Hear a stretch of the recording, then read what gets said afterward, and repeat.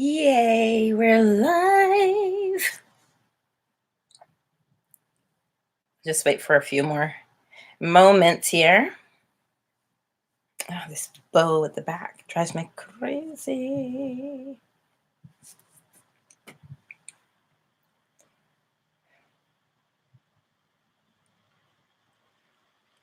Ooh, hello. We shall get started. As you can see from the topic, why and how the revision technique works that Neville Goddard taught. It is, because I was curious. I was like, well, what is revision? And how is it supposed to work? Because I'm curious by nature, so I had to find out. And as I've told you before, because I was digging and looking for the answers, and of course I always ask, I'm like, well, I don't understand, can you show me? Hey, Serby. Oh, Carolyn, hello. And so, hello to everyone who's here. Hi. Yes. So anywho, I went digging, and you see those 7 Hermetic laws? Even though Neville did not say that that's what he was teaching, that is exactly what he was teaching, but he has to tell it to you. See, now Neville quoted William Blake a lot. You're going to hear a lot of noise. My neighbors live upstairs, but that's okay. William Blake, he said, he doesn't teach anything that's going to make you stay where you are. He's teaching you something. You have to rise to figure it out. Neville did the same thing. Oh my God, you really wait till now? But how'd I bring that to me? I already know how I brought it to me. That's what we're going to talk about today. Revision. Revision. Now, to understand revision, you need to know where it comes from. And so if you see me looking down, I'm reading because I want to stay on point. Okay. I know we hear a lot of talk about vibration. Originally that's what I was going to call it, vibration, blah, blah, blah, because everybody talks about vibration. And Neville, his word is barnacles. I happen to love that word because it's so true. It's become this thing, lost its flavor, dare to say, Okay. We're going to start at the beginning because you must understand. So when you get up and you go about your day, I know sometimes it can feel overwhelming. Oh my God, there's so much to think about, so much to do. But that's only because we're learning and we're right at the beginning. When it becomes a habit to you or natural to you, you don't even think about it anymore. However, because something has become natural to you does not mean you stop being aware of your actions and yourself. We must always be conscious in our actions. Let me move on before I start digressing too much. Everything starts from creation. Well, what is creation, Angela? Did you bring a pen and paper with you today? No. Okay, creation, as you know and I know, if you don't know what creation is above, look at creation below. And you'll get an understanding of what creation is. Creation is, dare I say, the impregnation or the implantation of something into nothing that appears to be empty. The womb appears to be empty, but it is not empty because it sustains life. How can it be empty? Right? It has something in it. So creation is something that appears to be empty with something that is full. Womb, sperm, right? This is creation. Creation has a motion of in and out. In and out. Always. Right? So that is creation. Those two things have to come together. Well, what brings them together? Well, the attention of the two people. the attention, right? So now that you know what creation is, creation gives you as above, so below, as within, so without, and everything moves. That's where we are right now. Everything moves. Everything has a vibration. That is the third law, or the third hermetic law. Everything moves, everything vibrates. It's either that it's vibrating so fast and it looks like it's standing still, or it's moving really, really slow and it looks like it's standing still. But don't be fooled. Everything is always moving. We are always moving. Remember, Neville says every desire has an accompanied feeling, right? That feeling is a vibration. Well, how do you know, right? So now that you know where vibration comes from, it comes from creation.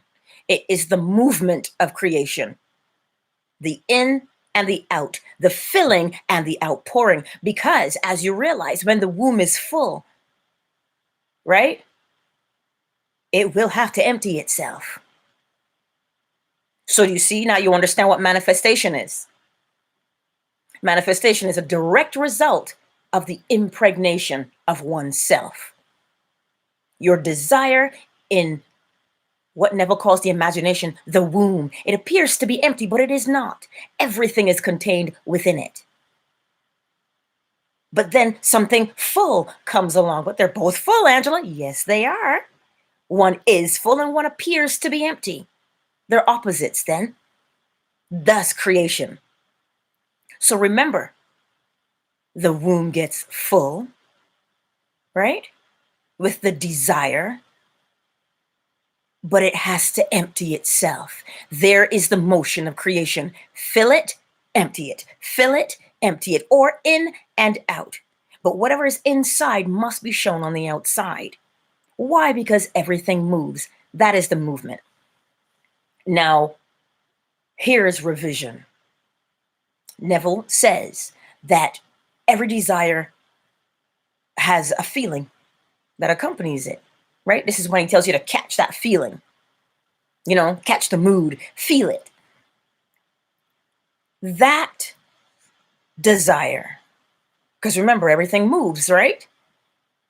It has a vibration, because vibration is the third law that governs the universe. Everything moves, everything vibrates.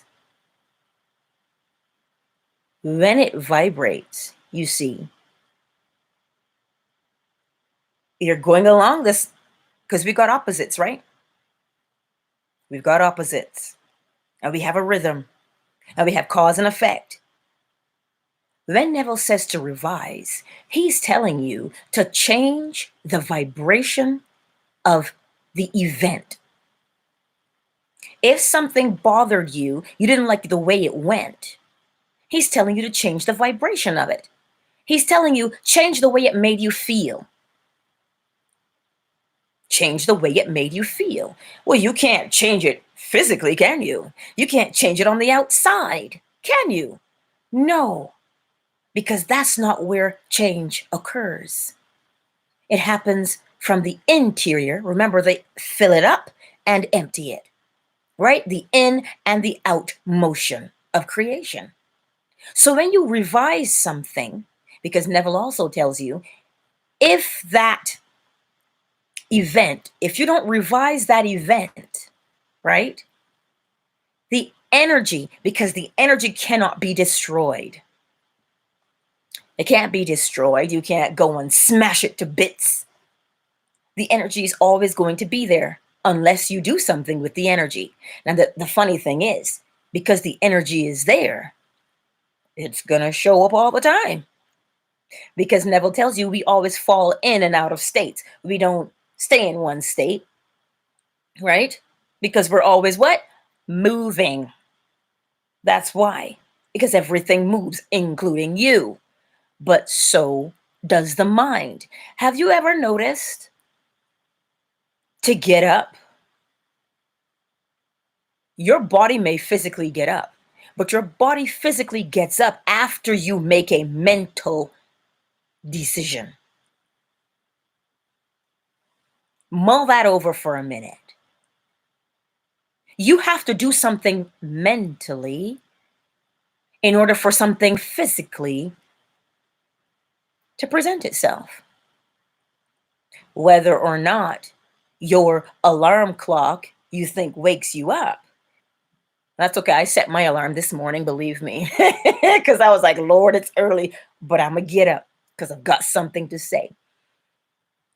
Something has to happen mentally before it happens physically. You may not believe that, but examine it. Why do you get out of bed in the morning? Oh, one of two reasons. Either something brings you great joy and you're like SpongeBob, I'm ready, or you fear something and so you drag yourself out of bed because you don't want to suffer the consequences of not doing something. Fear. So it was either fear that moved you or joy that moved you to get out of bed mentally. Huh? You see that fear? It has a vibration.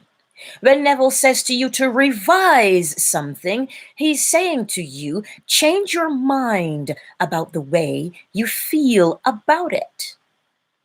When you change your mind, because that's all there is to change, your body will respond accordingly. Your life will respond accordingly. Right? I'm practicing not being so impassioned where I feel like I'm yelling at you. I don't want to beat you with it. I want you to see it in your life and understand it. Right? That's what I want you to experience. So, I know I have notes, but I may as well not.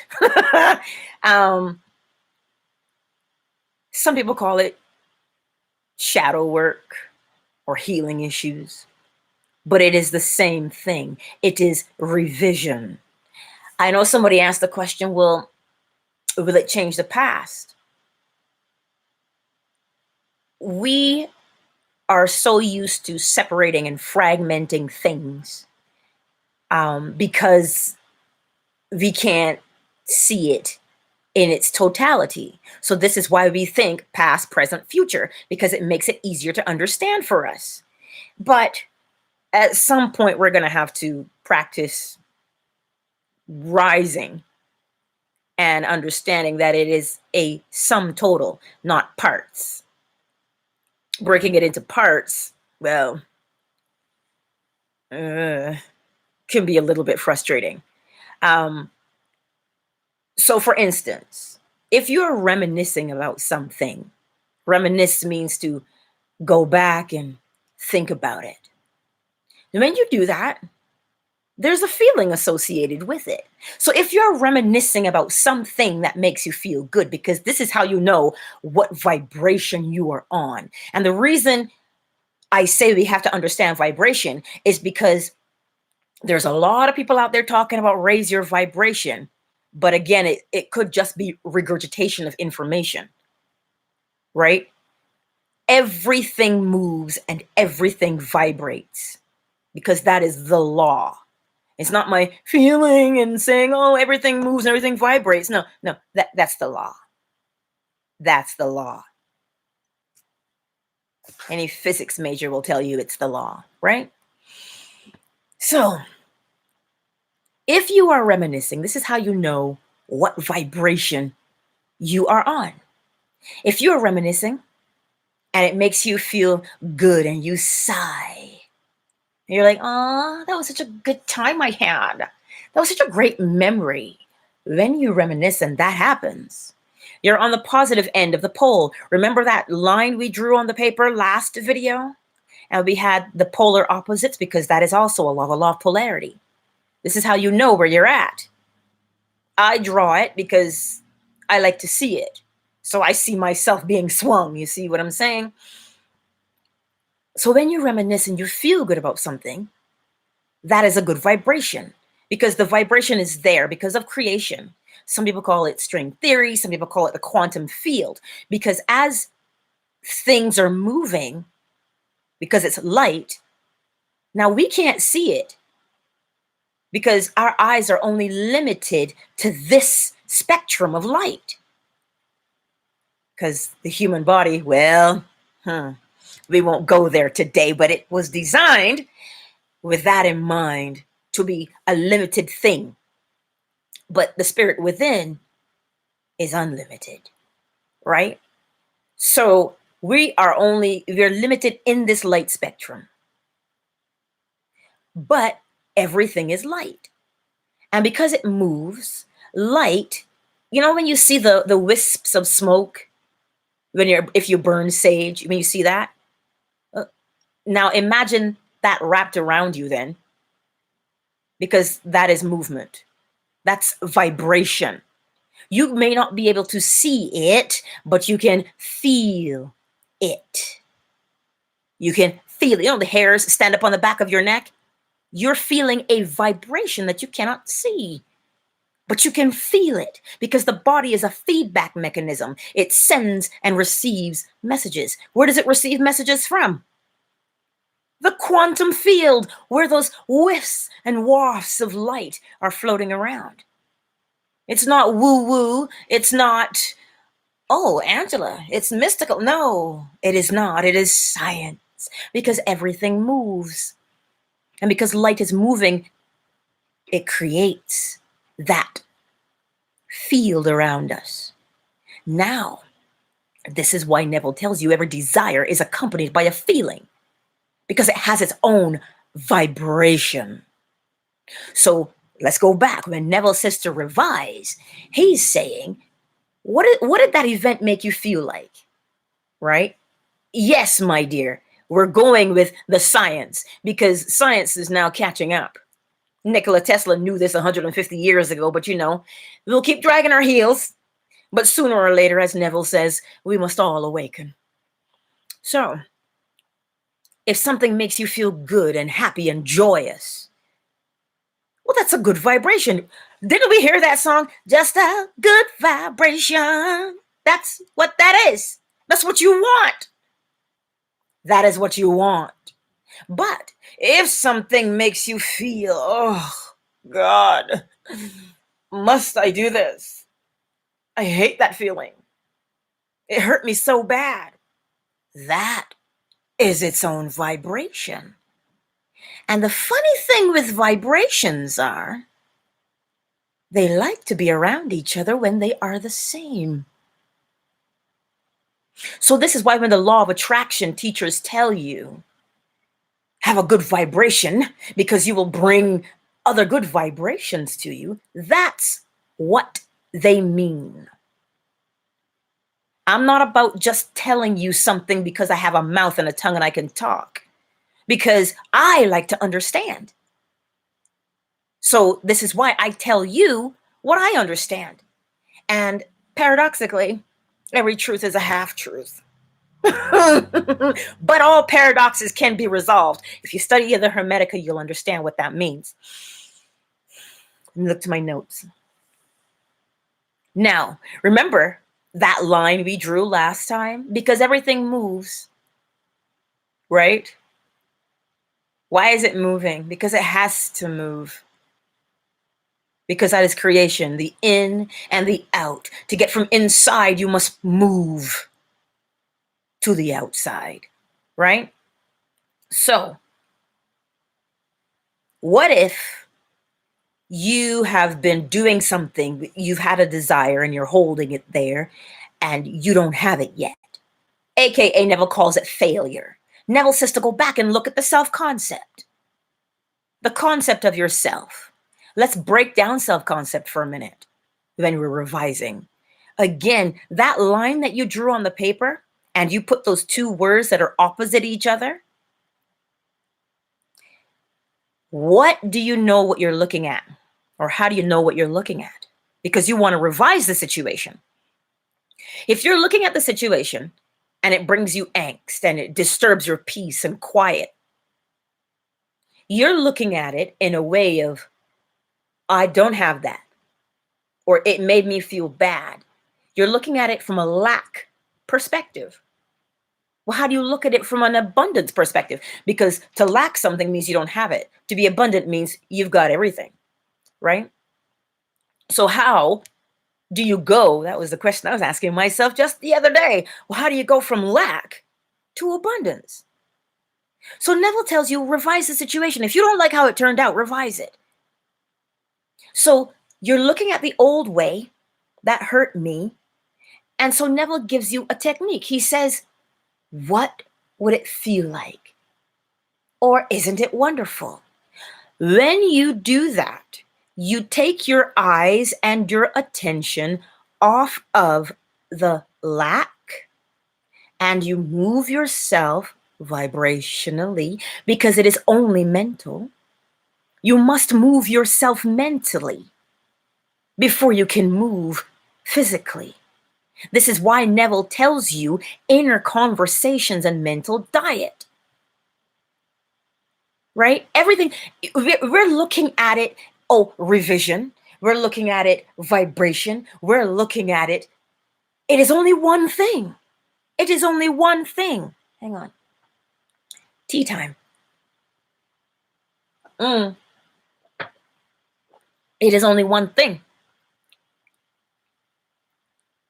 Right? So yes, that mental diet, that inner conversation, that is all mental. Because think about it. When you do something in your mind, when you think about it here, when you ponder, when you ruminate on it, you're being caught up in a vibrational feeling.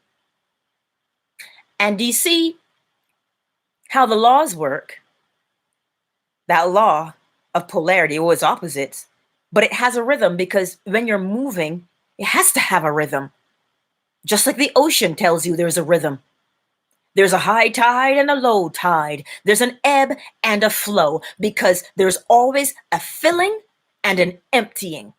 Always a filling and an emptying. Always. Right? So what if, now the example that came to me, because I know some people suffer with depression, anxiety. Now, I have to say this because it's a disclaimer. This is in no way medical advice. Always seek and consult with your medical practitioner. Okay? Scientifically, though, what happens is the law of rhythm. I just said to you, everything has an ebb and a flow. Here's an image you'll never get out of your mind now.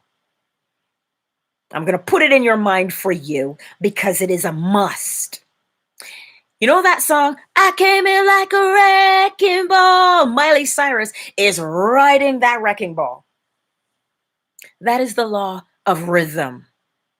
See? So however extreme you are on one side, you must be the extreme on the other side in order to compensate for the movement. Remember, everything moves. But you see, we hear that thing, everything in moderation. That's why. Because if you are feeling really, really, really, really low, you need something really, really, really high to push you out of the lowness. But remember, it must come back.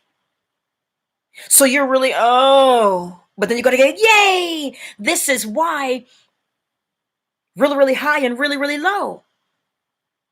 So the secret is to move incrementally so that you are not swung back and forth on the wrecking ball every single time. This is why sometimes when you're down in the dumps and because you need the force to get out. However, they teach you how to use the law of rhythm. Well, Angela, that doesn't make any sense. I thought we were talking about revision. Of course we're talking about revision. Because think about it. If the event that occurred was something that you did not like, but you see it triggers you, and it makes you feel an extreme emotion, right? Everything in moderation. So you don't want to be extremely happy, like manic, Because if you're gonna be manic, then the opposite of manic is real low. So you want to ease yourself mentally. This is why Neville says to you, isn't it wonderful? Imagine, what would it feel like if?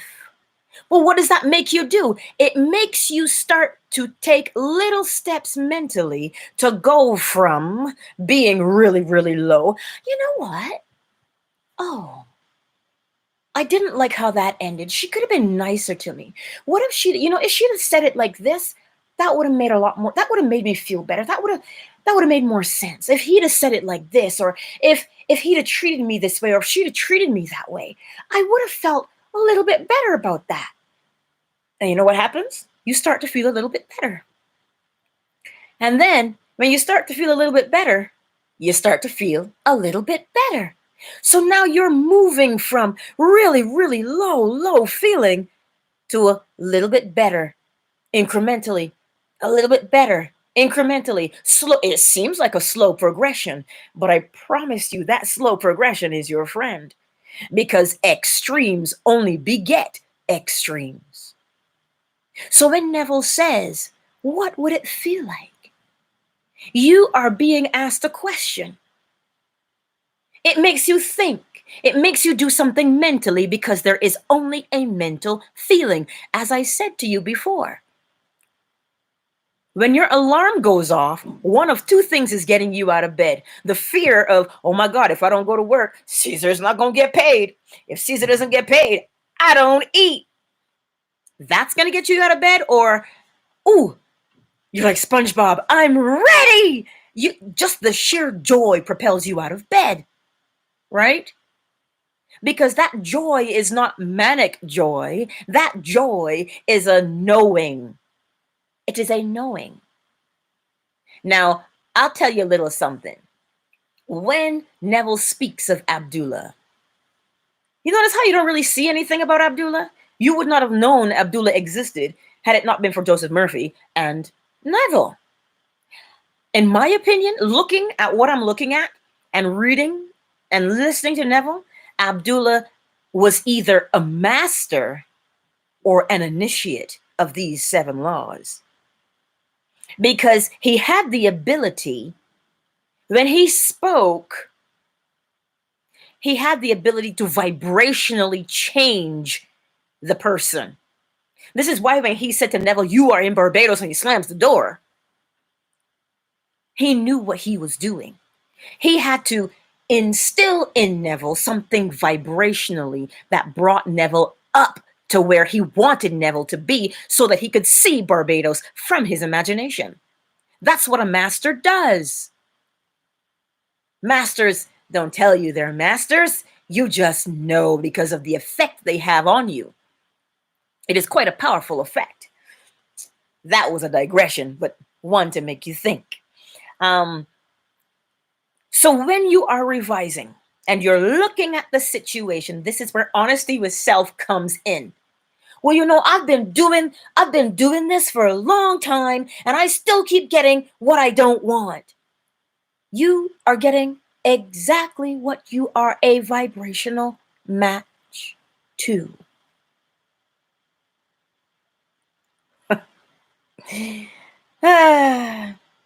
What example can you give, Angela? Listen, back in the day, because Neville tells you, if you don't revise that situation, it's going to be like a bad rash. It's going to come back because it hasn't really gone anywhere. It's like a steroid cream. It just suppresses things. There's this event in my life, okay? I don't want to poke at it too much, but I will share it with you. It did not go the way I wanted it to go. And so every time I thought about it, it made my blood boil. Oh, believe me. And this was only like 2 weeks ago. So this is fresh, okay? Fresh. It made my blood boil. A girlfriend called me and she says, well, do you have the name of the lawyer that you used last time? And let me tell you, every single emotion came rushing back. Yes, Carolyn. I'm telling you a story right now about that. If you change something traumatic in the past, will there be effects in your present? Yes, because you are not changing the event. You are changing the vibrational signature of the event. That's what you're changing. It's the vibrational signature of the event, because energy cannot be destroyed.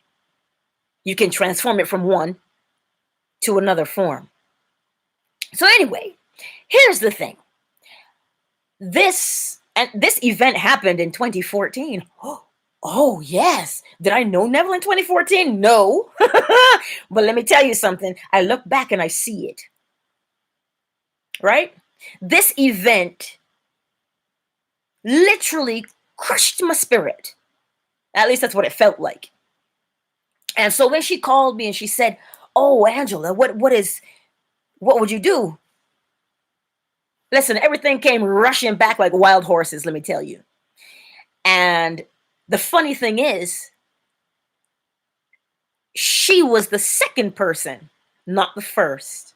The first person that was part of this event back in the day, I saw her on Instagram, and I saw her on Instagram, and it triggered that emotion again.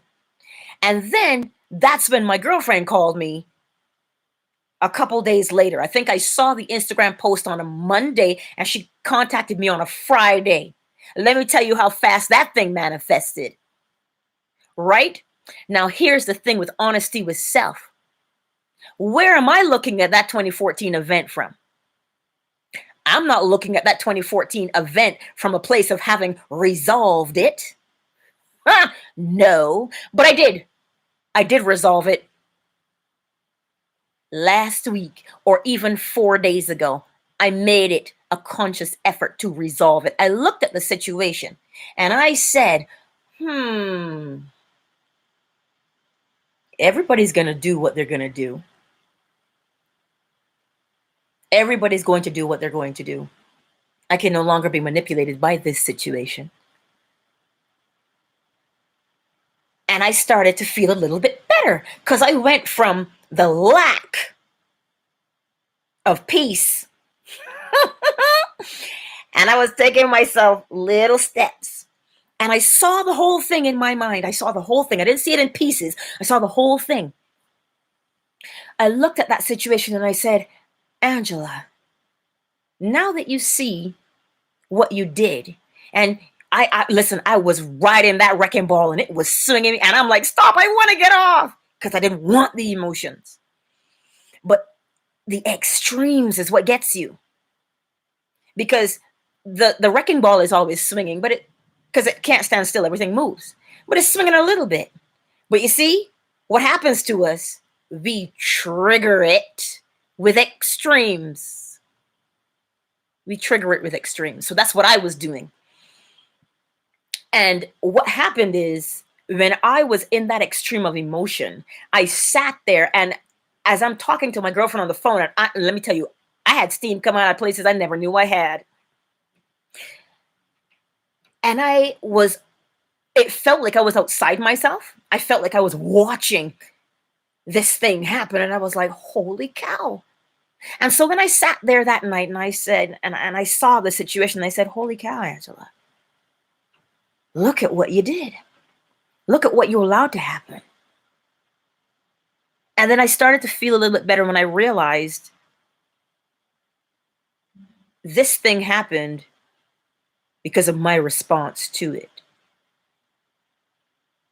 I wasn't a right, or I wasn't wrong. It wasn't anything to beat myself up over. It was a simple cause and effect is what it was. But I will say this. We have to be honest with ourselves. When we say, I want this and it's not coming, are you looking at it from a place of not having it? Or are you looking at it from a place of having it? How do I know it's completely revised? Because it does not affect you in the same way when you recall the event. I can sit here and say that to you now. And it took me, because when you know something, You got to practice, right? Because like I say, back in 2014, I did not know of Neville and what he taught, because I was still in school at the time. I was still in college. And now that I sit here from those past couple days of having resolved this situation, I look back on it and I see it for what it was. I see it for cause and effect, because something happened. But then I also realize, had I not gone to college, I would not have come across Confucius. I would not have come across Huang Di. I would not have come across Lao Tzu. I would not have come across the Hermetica. I would not have come across Neville. Cause and effect. So when I look back on that 2014 event, I simply say thank you, because I am where I am today because of it. And so what that did, that transformed the energy from angst to peace. From angst to peace. The event still happened, but how I see and interact with the event is no longer the same. Because like, even as I sit here and I talk about it right now, I actually physiologically feel the difference in my body. Oh, believe me, when it's like, that's how you'll know that you've changed the energy from the past event. So now that prior energy of angst can no longer affect me in that way, because I've moved it from angst to peace. So now peace will show itself in my space instead of angst. This is why revision is so important. This is why when Neville says at the end of your day, listen, I'm a little bit lazy. So if it happens right there and right then, I'm going to revise that situation. It's mental work. It has nothing to do with physical things. Because remember, in and out, the manifestation has to be physical. But the implantation or the impregnation is mental. Right? It is all mental work. Again, what is getting you out of bed in the morning? It's mental. It has nothing to do with physical things. It may appear that way, but it is all mental. This is why that inner conversation is so important. Because it is the inner conversation, the energy of the inner conversation. If you notice, if you sit and you talk about something that you do not like, or you tell your old story, that has an energetic signature, because everything moves. It's either moving real fast and you can't see it, or it's moving real slow and you can't see it, but it's moving either way. So if you're going to sit there and talk and tell that old story and continue to feel the same way, well, then it stands to reason you will continue to get the same result every time. Every single time, because your attention is the thing that binds those two opposite things for creation. The in and the out must be joined by something. And that something is you, your attention. What are you looking at? Are you looking at, I don't have this? Because if you keep looking at, I don't have this, you will keep getting it, because that's what you're looking at. But if you, as Neville tells you, what would it feel like if you did have it? Oh, wow. Well, that would be a peaceful feeling. Well, what does a peaceful feeling feel like? You know, it feels like relief. I could sigh. What revision would look like? Well, I did give a few, but let me see. Ow! Sorry, my foot fell asleep because I had my legs crossed. A good example of revision. I'll give you one from my world. I didn't grow up with my sisters. Okay? I didn't. I know that they're my sisters because my mother told me. I didn't grow up with my mother either. And there's still one sister that, well, you know, things are a little bit tense. But the other sister, because I started to revise that situation, I said, you know what? That's no fault of our own. Our lack of knowledge of each other is not our fault. It is cause and effect. I now know better, right? Trust me, this took a long time. And you see that last sister, the baby? One thing at a time, right? But the evidence of the other two sisters and the reconciliation that has happened there, because I had to consciously say, you know, I had to apply it. It may have looked like insanity if you knew me. Well, you don't get along with these people, so why? But I decided in my mind that these are my sisters. And it's not like, it's like I said, it's not our fault that we did not grow up together. But you can't hold a grudge. And so then for my inner conversation, I would start incrementally, just with that statement, that, you know what, this isn't our fault. It would be nice to get to know her a little bit better. Was that one easy for me? Hell no. It has not been. It has been a challenge every step of the way, but that's because I'm slightly stubborn and I dig my heels in. But when you recognize that you're the cause, right? Instead of fighting what was, I simply did what Neville said. What would it be like if my relationship with my sisters was fixed? And so the two sisters, everything is going great there. We've got this open communication and we're talking more. I'm going to go visit her and my niece next weekend. Yay! Like, do you see what I'm saying? When you revise, it has to be a mental decision. That's the first step, because that is really and truly the only step. It is a mental decision that you have to make. And you have to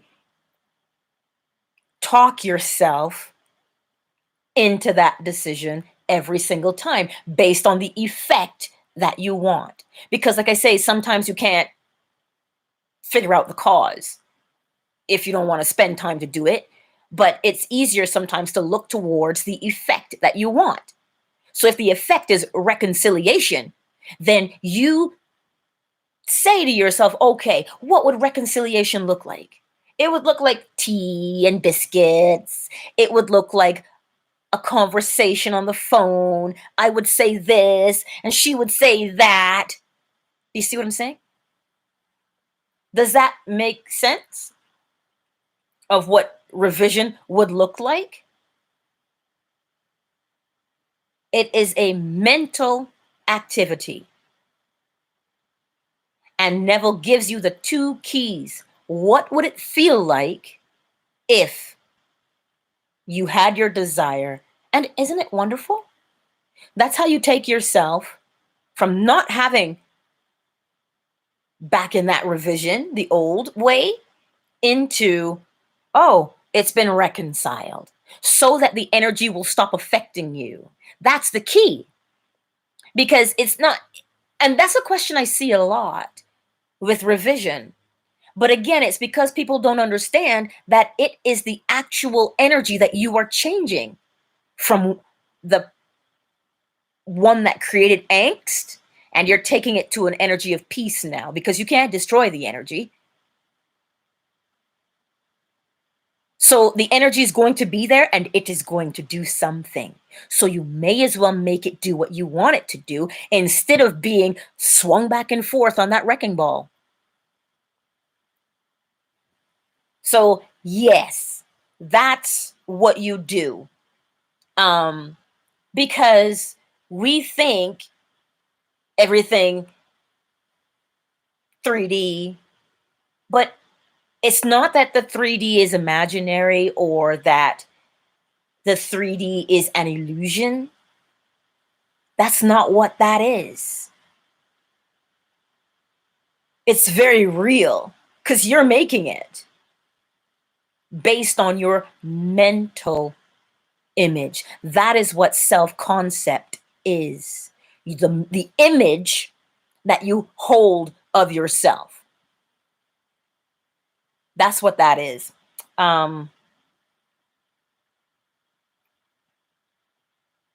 So if you're looking back now, creation tells you that if you have an image in your mind, a desire, etc., however you're feeling about it has its own vibrational signature. And so however you're feeling about it is what manifests. Manifestation is not a thing to do or an exercise. Manifestation is the byproduct of creation. So that mental image you have of yourself, that self-concept, is what continually regenerates.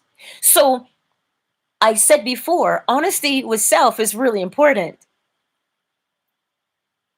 That's why I draw that line on the paper and I have the opposites. Because sometimes we need to see it to understand. Well, what am I looking at? How am I looking at the situation? Am I looking at the situation as I don't have it? Or am I looking at the situation through the eyes of I already have it? Well, how do you bridge the gap between the two? You bridge the gap between the two by knowing that whatever it is you hold, that image, whatever that image is that you hold in the womb of your mind, it has to be born. That's how you know.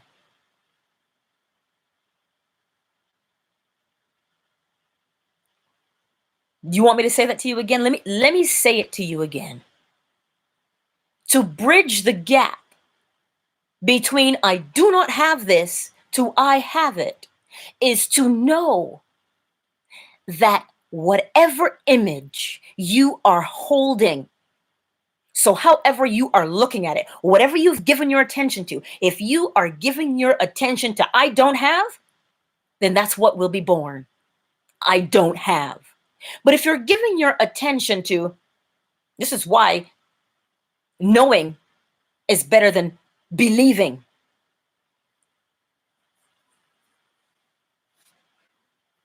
Rest with that for a moment. Knowing. Know it. Don't believe it. Know it. Because if you believe, you can doubt. That's the opposite of belief, is doubt. But to know, this is why the law is so important.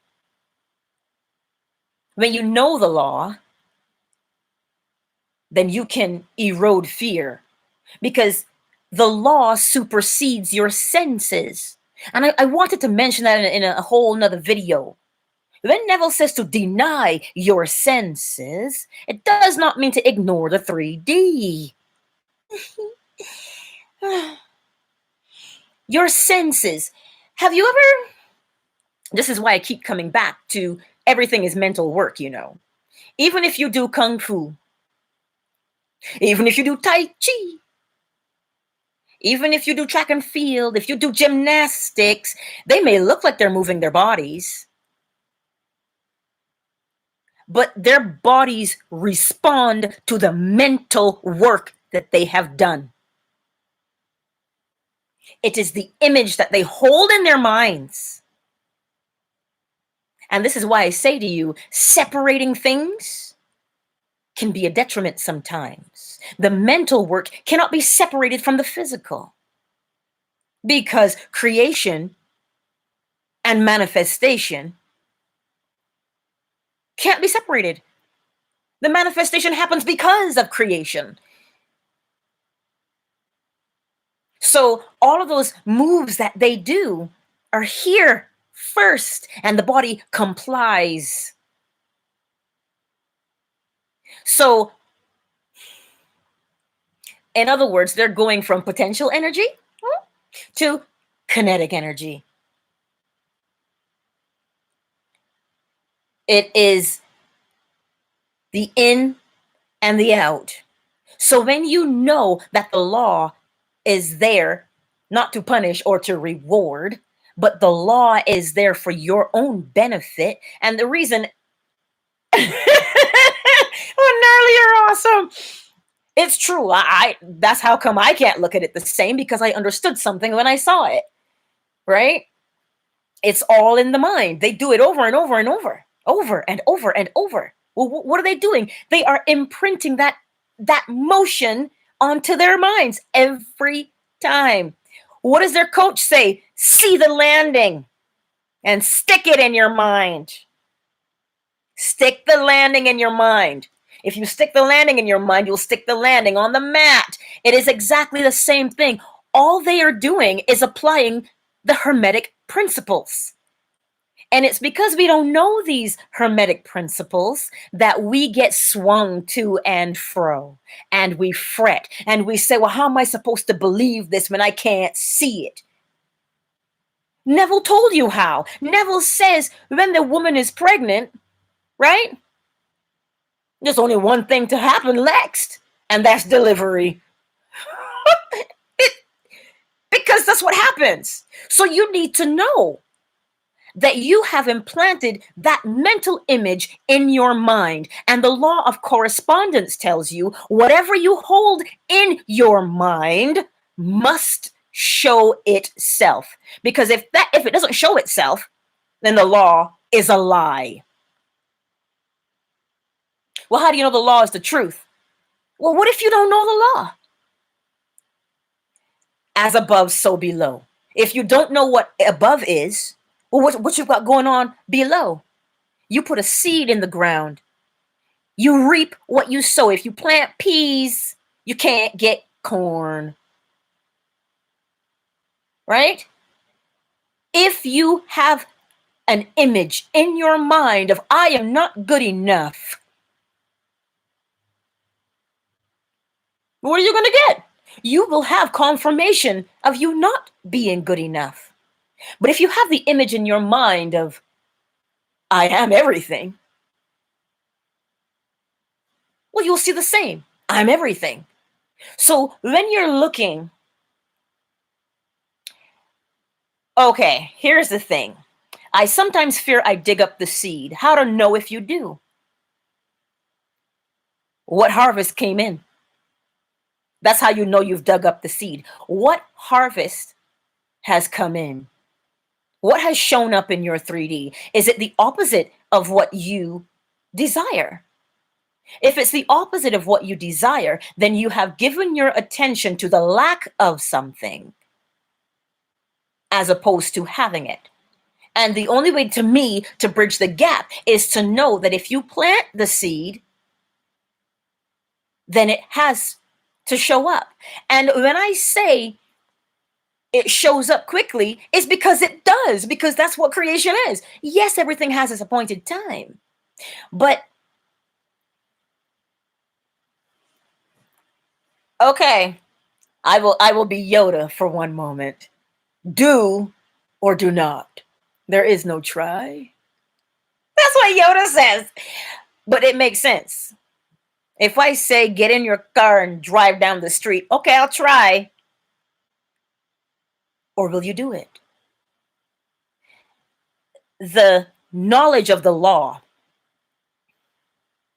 The knowledge of the law is most, I don't know what to say there, but it must be understood.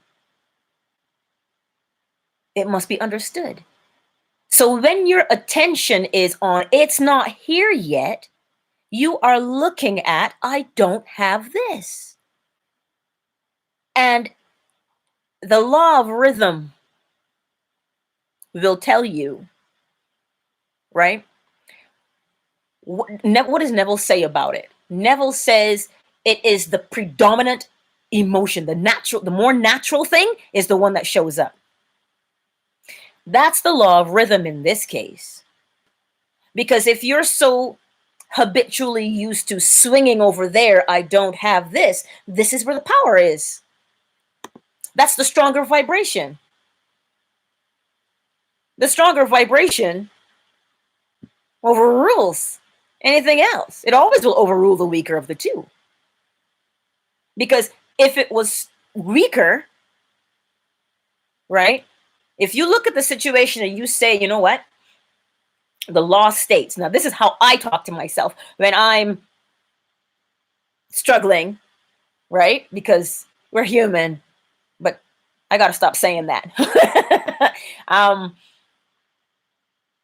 When I struggle sometimes with that, I sit here and because I keep telling you, this is mental work. It's nothing else.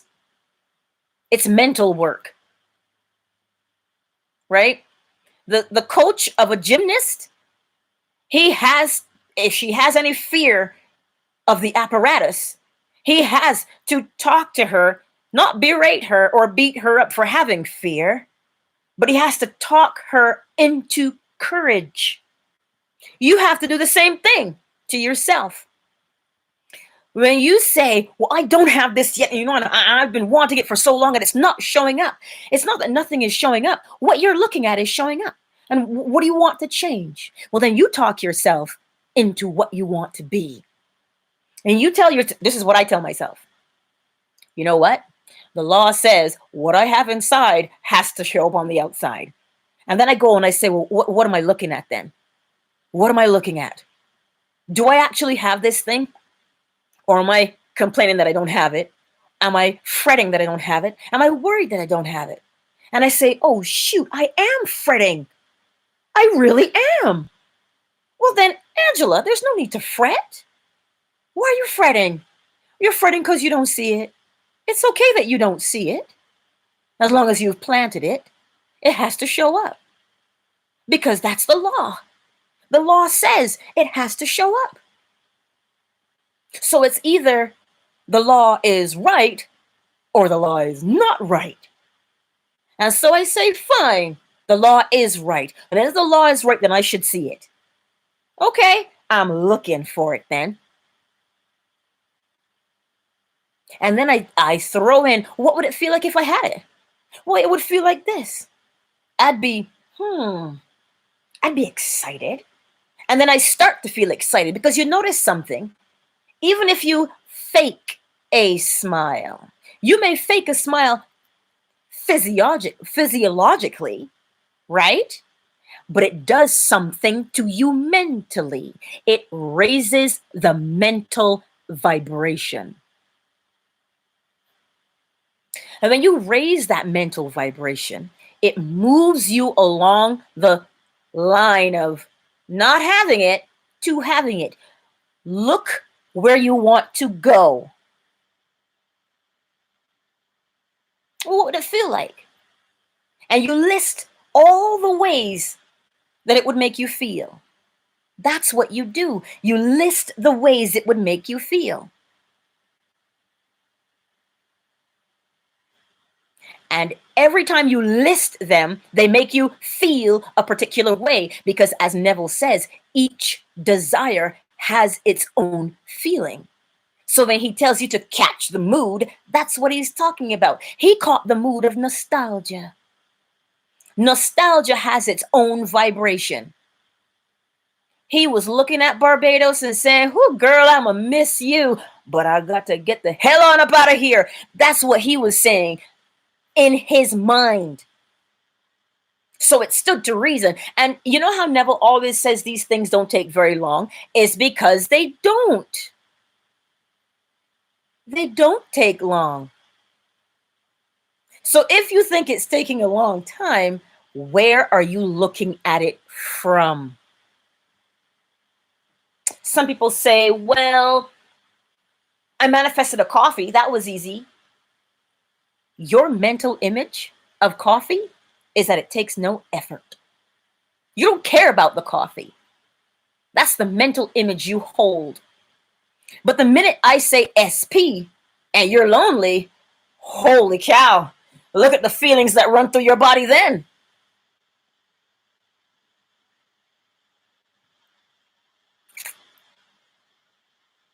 See?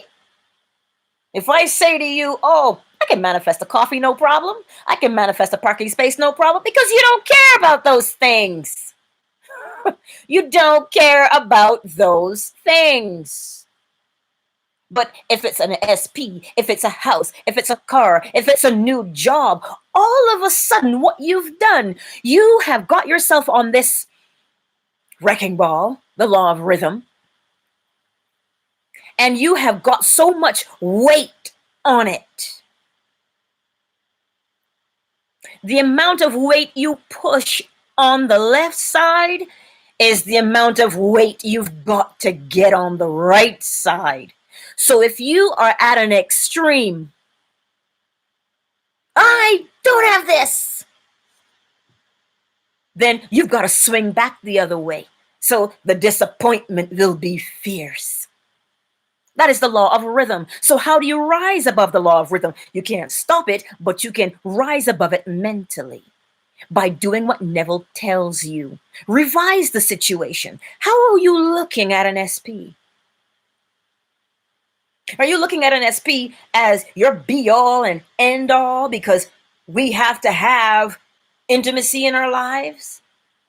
Because we have to have community in our lives? Well, now you've got 100 pounds of weight on that thing. And now to move it is real goddamn heavy. Lighten up a little bit. Well, how do you lighten up? What would it feel like if I had it?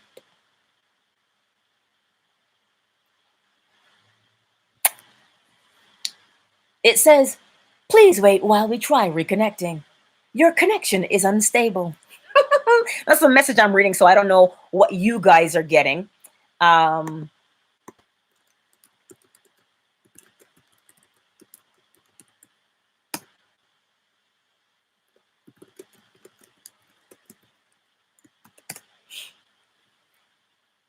So that's where we're at right now. I don't know if you guys can hear me or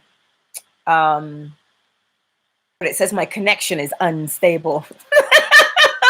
Well, I wonder what that means.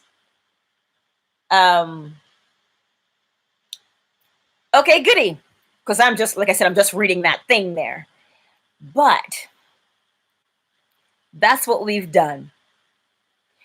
When we add that kind of extreme, when you add that kind of extreme, right? I don't have. Where is he? Where is it? You trigger the law of rhythm, that pendulum. You trigger it every time. And as far as you go one way, you have to come back just as hard the other way. So the frustration that you feel that you've added on to this thing that you want, the disappointment is what you deal with. So this is why the masters back in the day would say to you, everything in moderation. I'm not telling you that an SP is not important, because it is. Who doesn't want companionship? I'm not saying a house and a car and a job are not important. They are important. But what you must understand is, if you're going to take the time to hold that mental image, and a mental image can be in your mind in the form of a picture, in the form of something you hear. A mental image can take any shape, but it's what's in your mind. So if in your mind you're fretting that you don't have something, that's what you got in your mind. So if that's what you got in your mind, the law of correspondence tells you that's what you're going to see in the physical. because you conceived it. Now you have to give birth to it. So lighten up on your SP, lighten up on your house, lighten up on your car, lighten up on your job. How do you do that? You do that by remembering.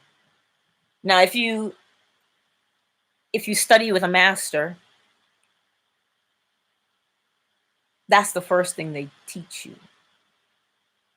I saw that this morning with Bruce Lee.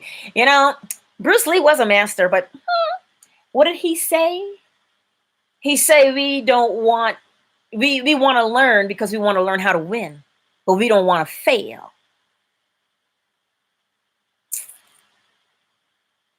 We just want to win. We want to learn because we want to win. We want to learn this so that we can get the things. But here's something that's scriptural. Neville says it all the time. Seek ye first the kingdom of God, and all these things shall be added unto you. What is the kingdom of God? If you don't know what it is, where is the kingdom of God? The kingdom of heaven is within you. Hey, Dana, the kingdom of heaven is within you. So if you take your eyes, aka your attention, from the outside, if you take your attention from outside and put your attention inside and learn the laws and understand the laws, then there is nothing that you cannot have, be, or do. But what we've done is we run to this person's channel, we run to that person's channel, we go to this guru, we go to this coach, and the answer is within us all along. There is nobody to really ask, because I'm going to quote this now. It says, we've heard it. They're popular aphorisms. We've heard it. When the student is ready, the teacher appears. Well, that's you, and that's you. But when the ear is open, the voice of wisdom comes along to fill it. These are things that are really important. So when Neville tells you to revise, he's telling you, change the way this event made you feel. Because when you change that energetic signature, it can no longer affect you in your present life. That's what he's talking about. And, you know, sometimes I tire of hearing vibration this, vibration that, be in a good mood all the time. It has nothing to do with being in a good mood all the time. It has to do with understanding the law. Because when you understand the law, you will know that extremes are your enemy. Oh, they'll punish you. Extremes? Bad, bad, bad. You want to be in the middle. Now, here's something. How does one use that law of rhythm to their own benefit? You give it, I alluded to it. If you're really deep in the doldrums and you're really, really sad, well, then you're going to need a high amount of joy to bring you out. Increase the joy slowly so that you get out of the doldrums. And then once you reach the level that you want to be out, you ease off. Because if you go from deep depression to joy, deep depression to joy is where you will swing every time. But if you letting go of how it has to be, Miss Dana, you are correct. But what does that mean? Because we hear that all the time, right? We hear it all the time. Well, don't worry about how it should be. But this is why Neville tells you that how is not your concern. How is not your concern. This is what he means, because he understood that when you hold that mental image in the womb, you must give birth to it. And you'll give birth to it, sure enough. So that's what you must hold on to. Don't be swung back and forth by the extremes of emotion. Emotions are there to tell you what vibration you're on. Yeah, emotions are there to tell you what vibration you are on. Vibrations are part of your body's feedback mechanism. If you're nice and calm and neutral, and you always wondered how masters are never really phased by something. They're not phased because they know that if they become phased, they now fall, I don't want to say victim or prey to the law. But the key is always to hold the law, the understanding of the law. Again, I'm not telling you that the desires are not important. They are important. But how are you looking at the desire?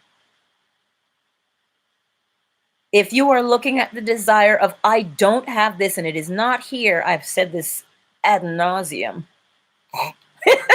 If you're doing that, then it stands to reason that you will only reap what you are sowing. You cannot lie to yourself. You can't pretend that you're looking at abundance. You can't. It's the vibration is not gonna lie. So this is why you've got to talk yourself. It is mental. You got to work yourself up to it. That's one thing my grandfather taught me when he was growing up and living in Barbados. Nobody could cut sugarcane like him. And I'm talking fields. Nobody could cut like him. People always ask him, well, how do you do that? Because he would finish his and then he'd have to go help everybody else. And people would say, well, how do you do it? And he would always say, you got to get your mind right. What? You got to get your mind right. If your mind is not in it, it doesn't matter what you do, you won't get it done. Your mind, that is the only place this stuff happens. It is conceived in the mind and given birth to, aka manifested, in the physical. So you've got to talk yourself into where you want to be. And Neville tells you how to do that. What would it feel like if I had it? What would I feel like? Every single thing he has taught is about these laws and how to mentally raise yourself above your senses. That's what he's meaning when he says deny the senses. The senses. See, the guy in, you know, in what the heck is that movie with Jaden Smith? Karate Kid. When he's got to do wax on, wax off, wax on, wax off. You got to hang the coat. Hang the coat. This is all he's doing. And he goes, when are you going to teach me how to fight? Because you have to get the mind where you need it to be. But we don't know how to do that because without obsessing. So how often do we connect to it without obsessing? Obsession is an extreme emotion. And if you feel like you're obsessing, then you have to talk to yourself. You have to say, okay, you know, this is becoming a little bit obsessive. Let's lighten that mood a little bit.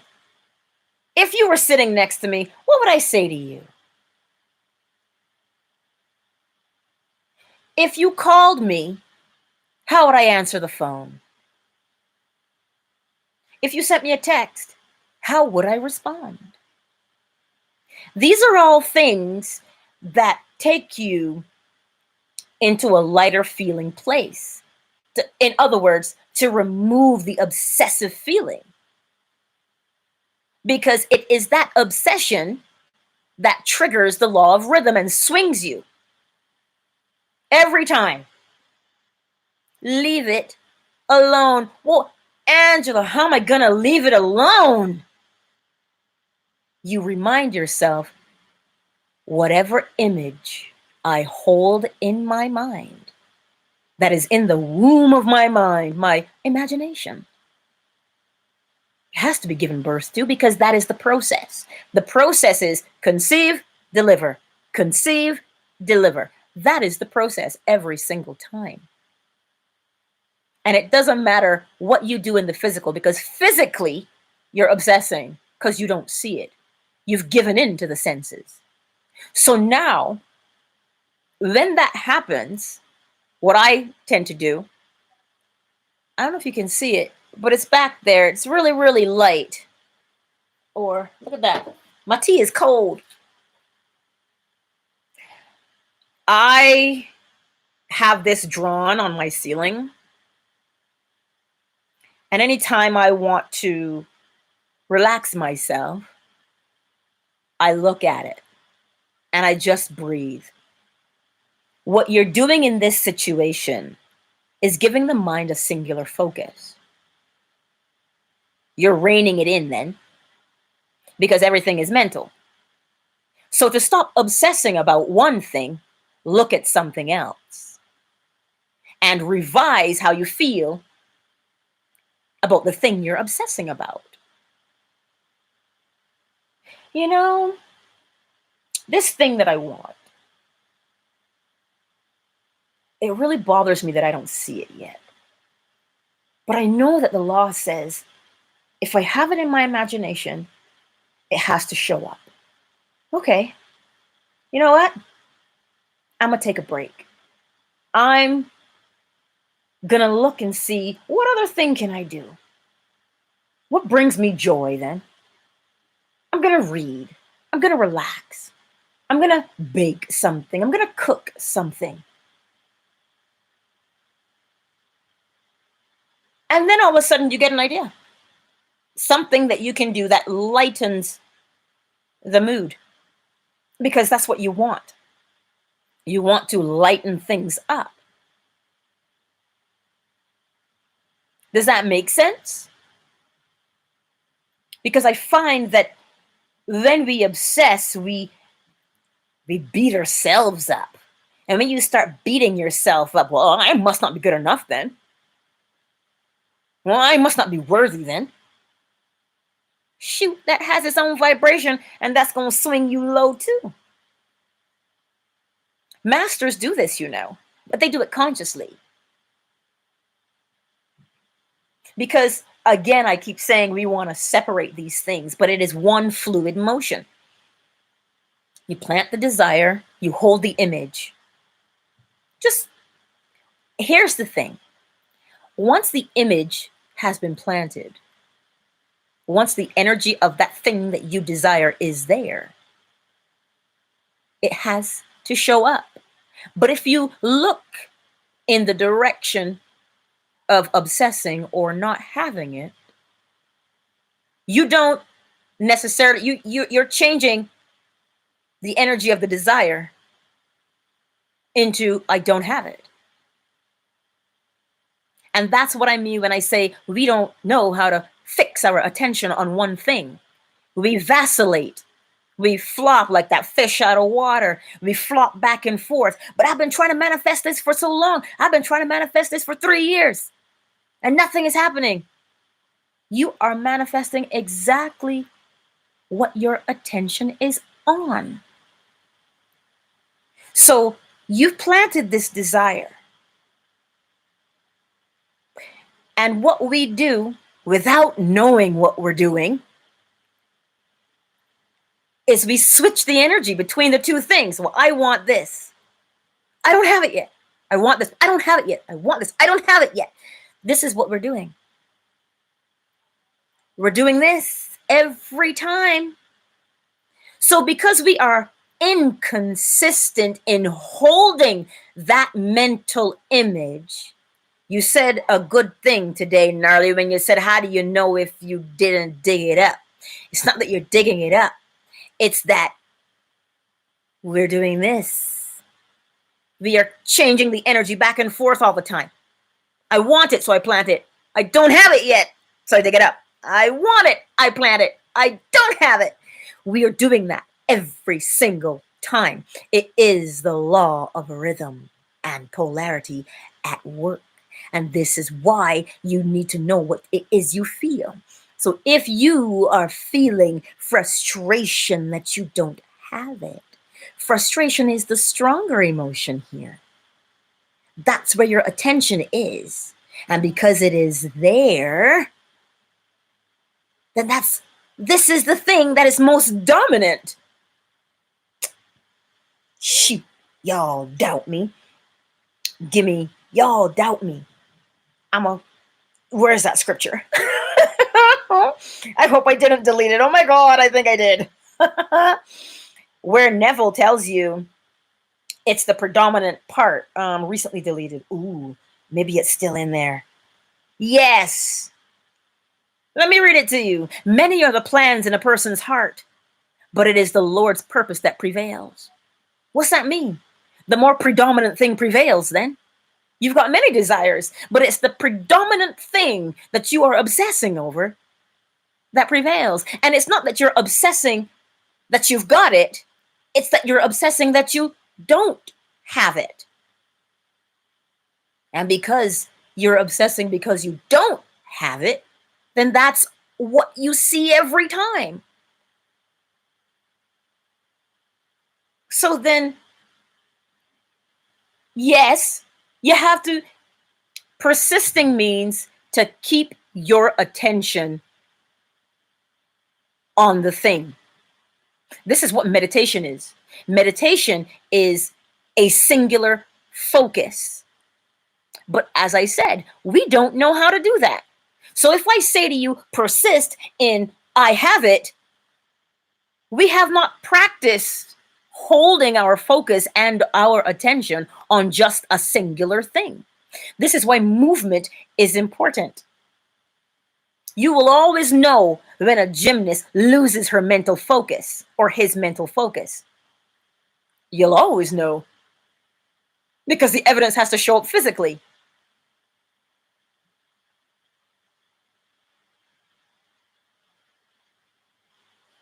I'll get to that question in a minute there, Dana. So Gnarly, yes, persist in I have it. I have it has its own vibration. So when Neville tells you what would it feel like, he's telling you to catch what that feeling is. That is the feeling that you want to focus your attention on.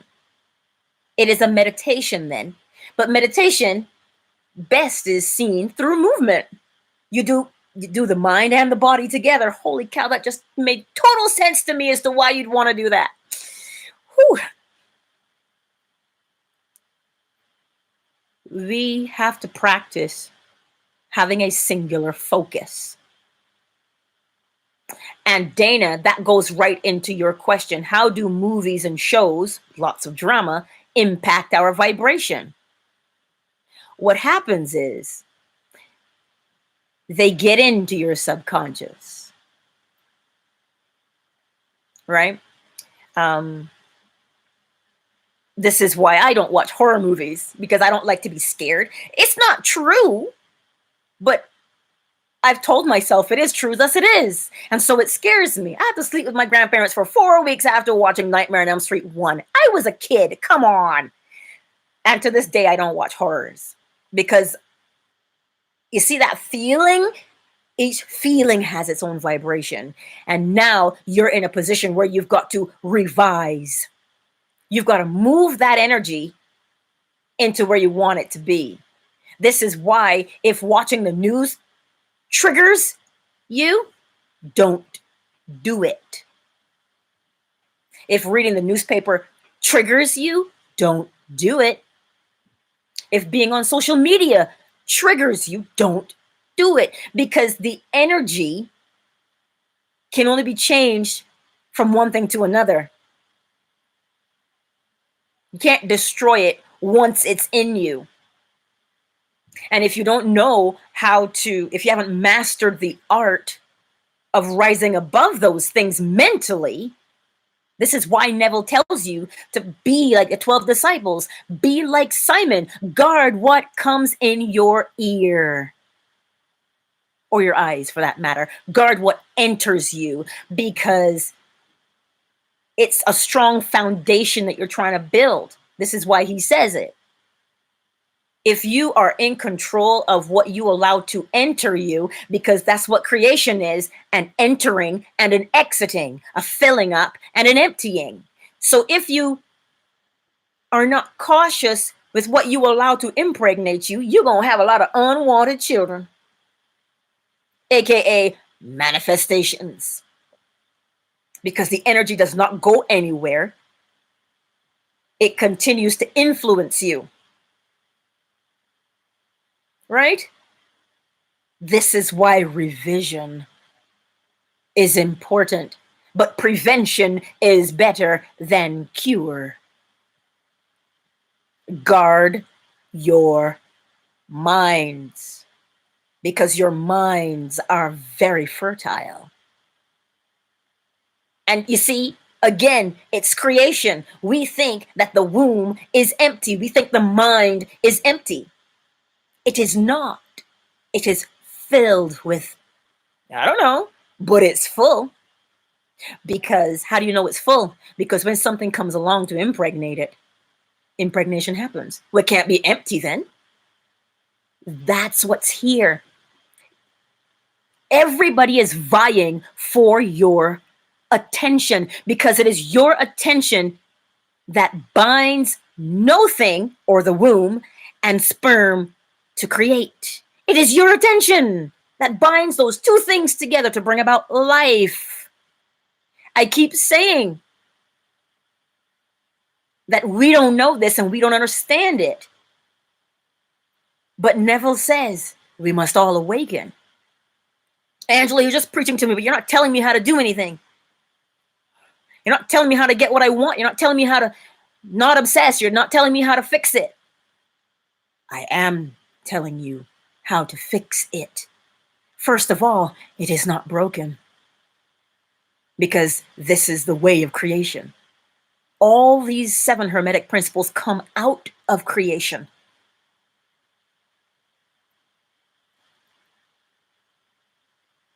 And Neville tells you, if you do not guard who you are, somebody will come along and control you. You think he was talking just because he had a mouth?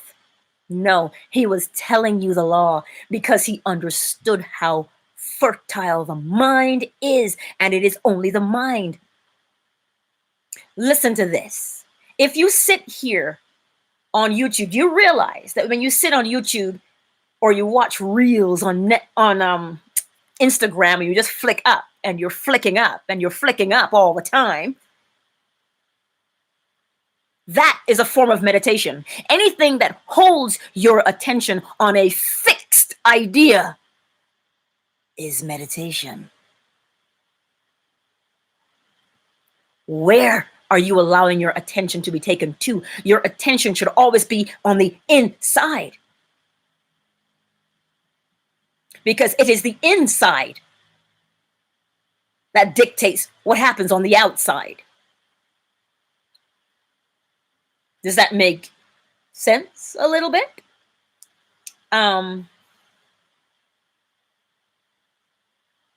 Practice the art of having a singular focus. Meditation is not just, oh, no. You can just sit there and breathe. Or for me, I like to dance. It's funny. I can put on a song. A song is 3 minutes. And I lose track of how many thoughts I have in that 3 minutes. And I'm like, shoot. And you're like, So I turn the song on, I put it on repeat. And I'm like, okay. Just one thing. Just focus on one thing. And that's this song. That's it. Don't do anything else.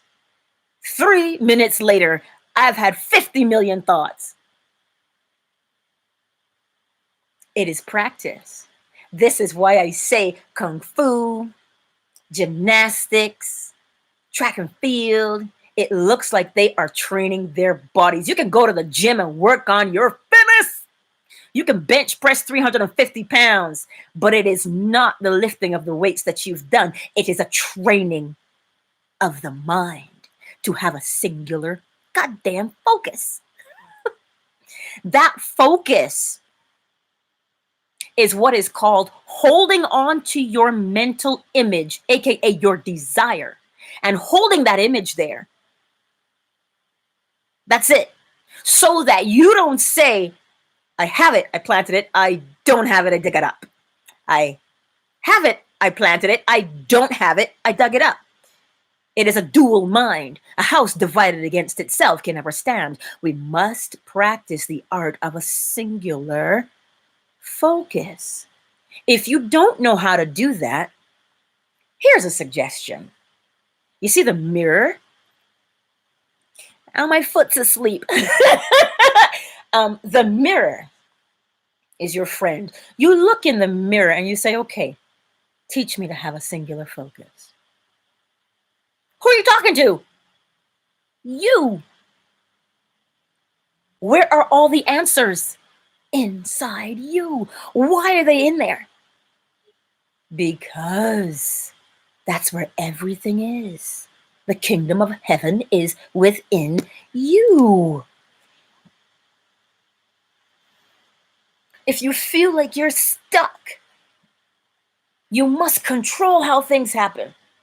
You must, what's the word? You must have it now. You stop what you're doing. Somebody said to me, Angela, I don't know how you can still do this because what you want isn't coming. And that's craziness. That's psychosis.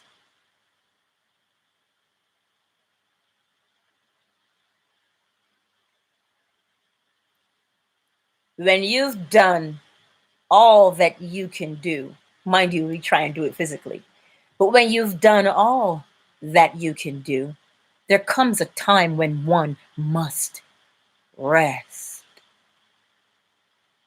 What does resting look like? Resting looks like withdrawing within yourself to ask those questions. What do I do now? Where do I go from here? How do I change my mind about how I feel about these things?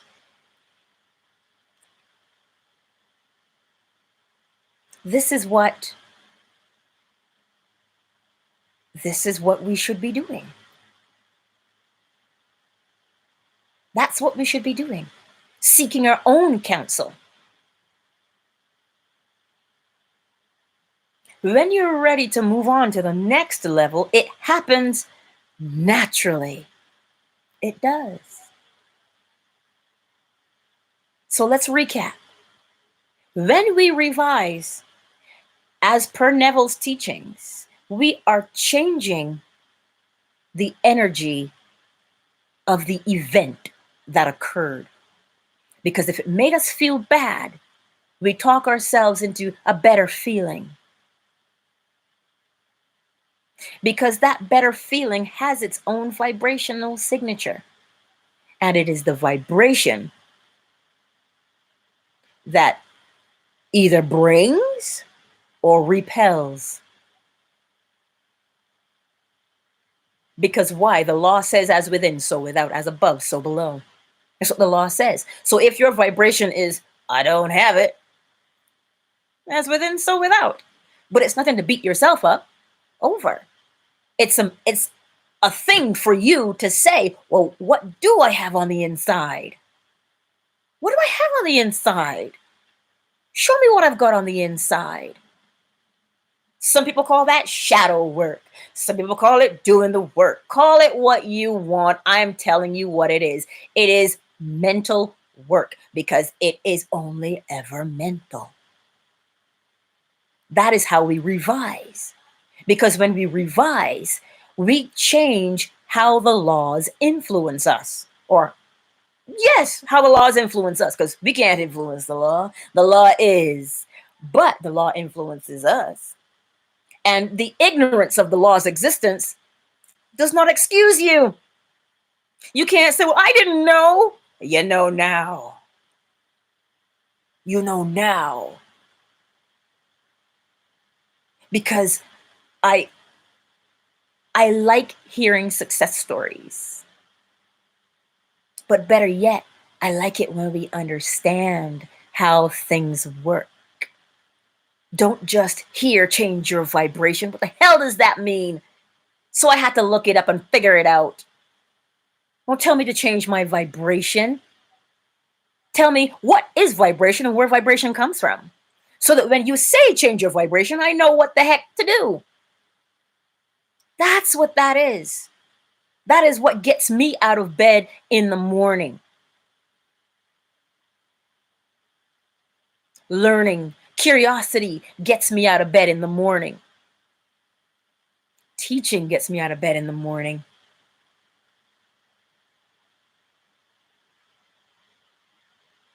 As Mr. Smith, as Agent Smith says to Mr. Anderson, it is purpose that connects us. It is purpose that drives us. But that purpose comes about as a cause and effect. Your destiny. You do the things you do based on cause and effect. Something else I wanted to throw in here. A lot of people don't understand. The Jews did a study. The survivors of the Holocaust, the information, the trauma that they suffered is in the DNA of their offspring and their offspring's offspring and their offspring's offspring and their offspring's offspring. Yes. Why? Because energy cannot be destroyed. Even though your body may die, you energetically are the same. So the energy must show up.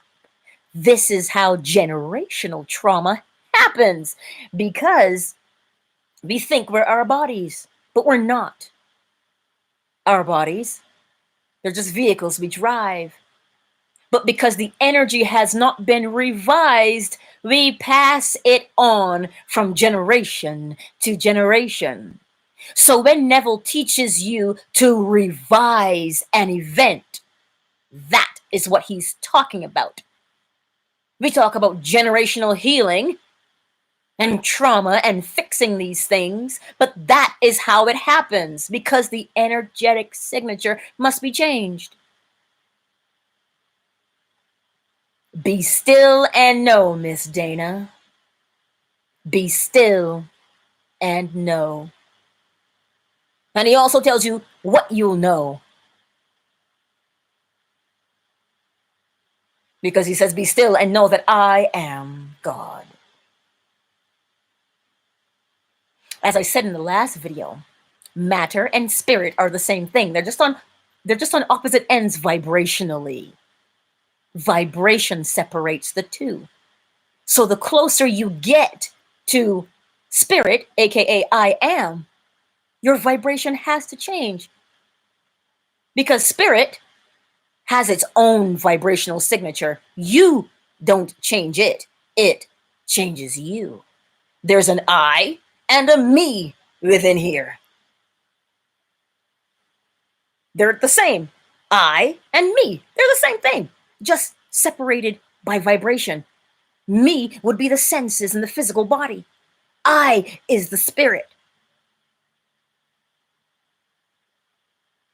So you want to draw close to spirit. How do you draw close to spirit? By being still. That's what you do. Being still. So yes, revision is critical. And it goes deeper than just events for things that we want. Because as I said before, this energy that is you, this energy that is me,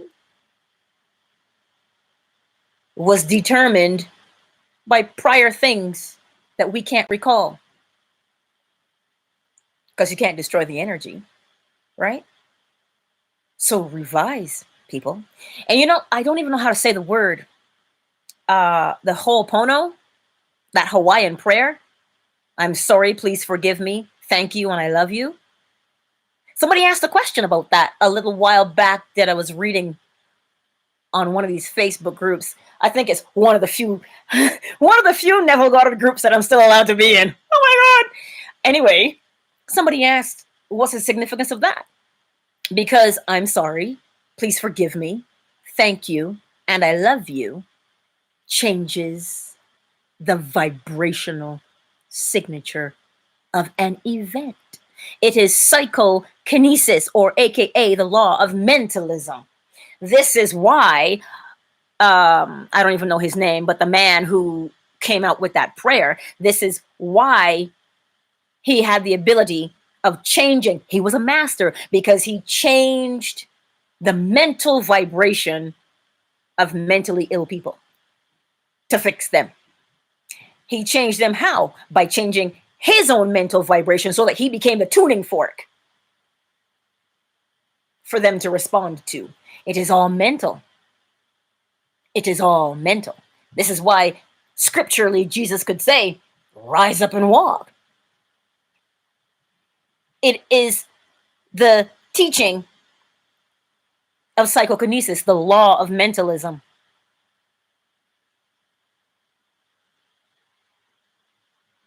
Yes, it is, Dana. It is good to think about something easier and lighter. Of course it is. Because you want to take the pressure off. You must take the pressure off or you'll trigger the law of rhythm. And however much pressure you feel on the left, you're going to have to feel on the right.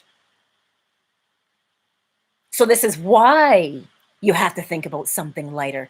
I'm not just going to tell you think about something lighter, but I tell you why. Because it is for your own benefit. And no, I don't know everything. I ask a lot of questions. That's what I do. I don't know a lot of things.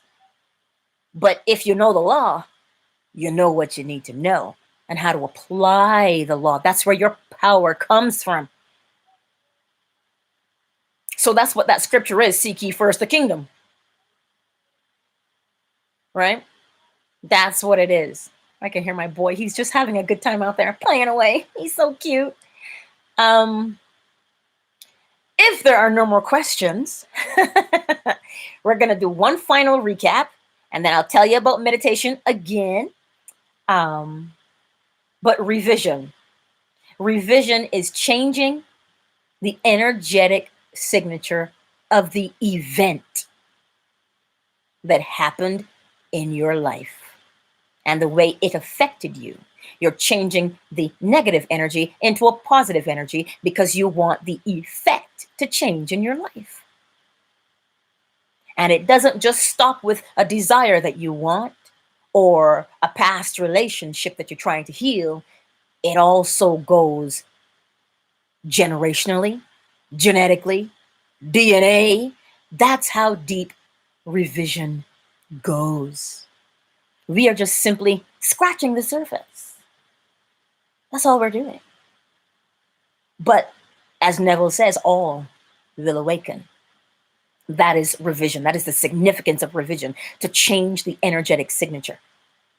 So once you have planted your desire, leave it alone. Let's get a little graphic here for you. Perhaps you'll understand. Once you've conceived, you don't go take it out to confirm your conception. That's not what you do. You allow your conception to mature, because at each stage, you will see the maturity of your conception. By 5 weeks, you've got a heartbeat. 12 weeks, you start to feel that baby move. It is the joy that propels you forward in knowing that your conception not must, will materialize. Do you know why? Because the law says you plant it, you have to reap it. That's what that means. So that's what that is. Meditation is practicing the art of holding a singular focus. A singular focus. I beat myself up sometimes for that, where I will sit here and sometimes I'll fall asleep. But if you catch yourself, you'll realize something. That bridge between sleep and not sleep, ooh, it's a beautiful place to be. There's a lot of learning that happens in there. So I've been trying to get the fulcrum to balance between sleep and not. Just, ooh, to be consciously aware of doing it. So it's exciting, actually. But yeah, again, I know it's a little bit deep, but understanding is key. Plant your desire in the womb of creation. Because manifestation happens as long as you have planted the seed. Right? Anyway, there you have it. So if there's no more questions, I will, whew, look at that, it's raining. It's raining. It's raining where I'm at. And it's, all those flowers are growing, aren't they? Yes, that's how you see the rain. The flowers are growing, and we should be able to have a good camping season this year because it's wet outside. So little to no chance of forest fires. You see, there's always an upside. Always an upside, right? Yeah, because the tulips are coming in and they're lovely, the red ones, but I'm looking for that purple tulip because it's in the mix. I catch one every year. You're welcome, Nerly. Serby, you're welcome. Dana. Yes, it was great to see you guys. Yeah, it really was. And Carolyn, all of you who were here today. It was very good to see you. And should you have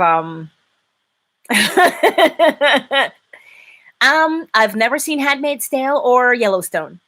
I've had Matrix on repeat for quite some time. Hi, Jess. You made it into the chat. Yeah, I tend to not watch scary things.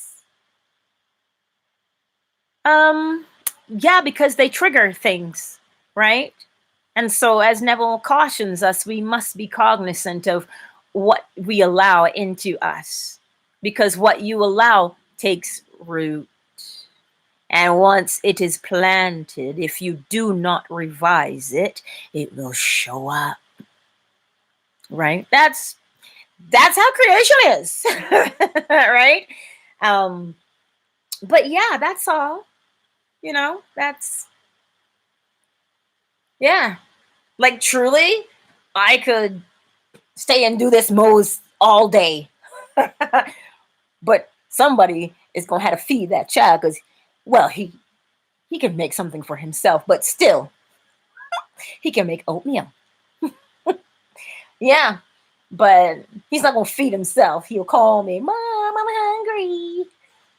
So, you know, but other than that, and he's cute because sometimes if I forget myself, he goes, Mom, the pendulum is gonna swing you. And I was like, you're right. See, that's what you do. So anyway, that's all I do. You just ask questions and just change the way you feel about something. Lighten it. Change the mood. You see, that's what we do. That's what we do. Because the influence doesn't stop in this life, because energy is not destroyed. Your body will rot, but your energy will not. So whatever you're doing here energetically will determine what you do there energetically. You see? So think full picture, not just fragments, if that makes sense. But yeah, if there aren't any more questions, we should all go and enjoy the beautiful day that is. And yeah, I'm looking out the window. The ferns, they have the little curly tops. But that rain and wind is something. Yeah. Yeah. But it's pretty though. So you guys can message me if you need to. I'll be around. Right? It's raining. Where am I gonna go? I'm not going anywhere outside today. At least I don't think so. So yeah. Parting is such sweet sorrow. I know I do really hate saying goodbye. I know I do really hate saying goodbye. I truly do.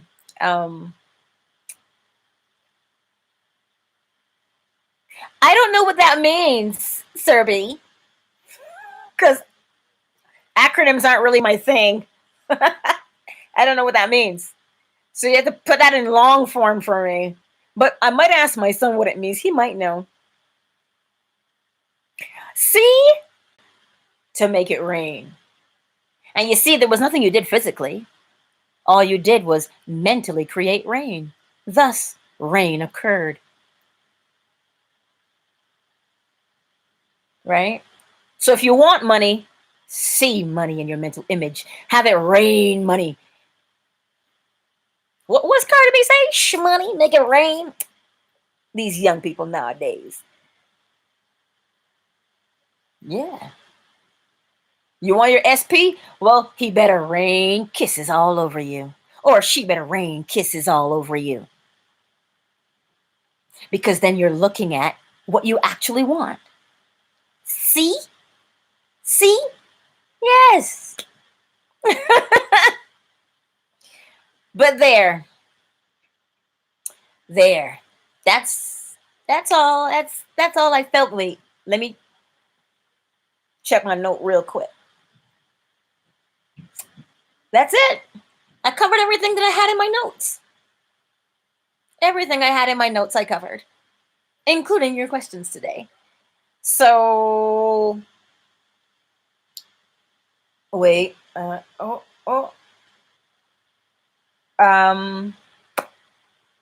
Yes. There you have it.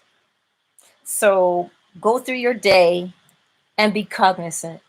Ask yourself a question. Am I looking at my desire as having it, or am I looking at my desire as not having it? And if you're having it, which means, is it raining? Is it raining money? Is it raining water? Is it raining kisses? What's it raining?